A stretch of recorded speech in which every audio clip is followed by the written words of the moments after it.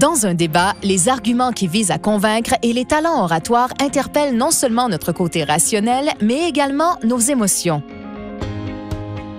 Le débat consiste à simplifier des dossiers sociaux et économiques complexes de façon à ce qu'ils soient faciles à comprendre.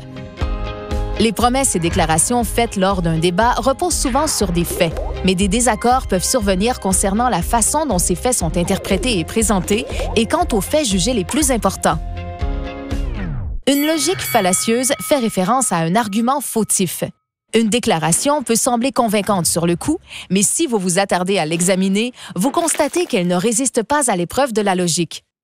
Il existe plusieurs formes de logique fallacieuse et il est important de les reconnaître et de ne pas se faire avoir. Un argument d'autorité est une déclaration que l'on considère exacte parce qu'elle est formulée par un expert, que cette personne soit qualifiée ou non. Les jeunes de 16 ans sont bien trop jeunes pour voter. Ma sœur est enseignante et me dit que ses élèves sont très immatures et connaissent peu de choses sur la politique. La pente glissante est un type d'argument qui implique qu'un petit changement risque d'avoir des effets désastreux. Si nous autorisons la construction d'une rampe de planche à roulettes dans notre ville, les rues risquent d'être envahies de délinquants à toute heure du jour. Nous n'aurons plus jamais la paix. Un appel à la tradition désigne un argument que l'on dit vrai parce qu'il en a toujours été ainsi. Dans mon temps, il fallait monter la côte pour se rendre à l'école, puis la descendre. Si nous finançons le transport public pour les enfants, nous les condamnons à une vie de paresse. Une attaque personnelle vise à ignorer les arguments d'un opposant pour s'en prendre plutôt à sa personne. Je m'engage à lutter pour un air propre dans notre communauté.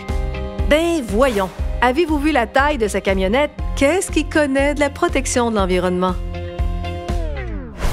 Un faux dilemme est une situation dans laquelle seules deux solutions sont présentées pour résoudre un problème, alors qu'il existe d'autres solutions possibles. La seule façon d'accroître l'emploi chez les femmes est d'instaurer un système de garderie entièrement financé.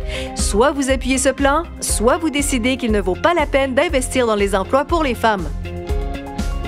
Un épouvantail désigne un argument qui est délibérément altéré par un opposant pour le rendre plus facile à attaquer.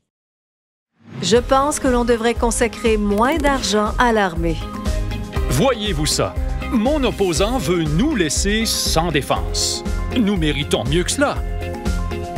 Pour devenir des électeurs informés, les citoyens doivent porter attention non seulement à ce que disent les politiciens, mais également avoir les outils requis pour l'évaluer.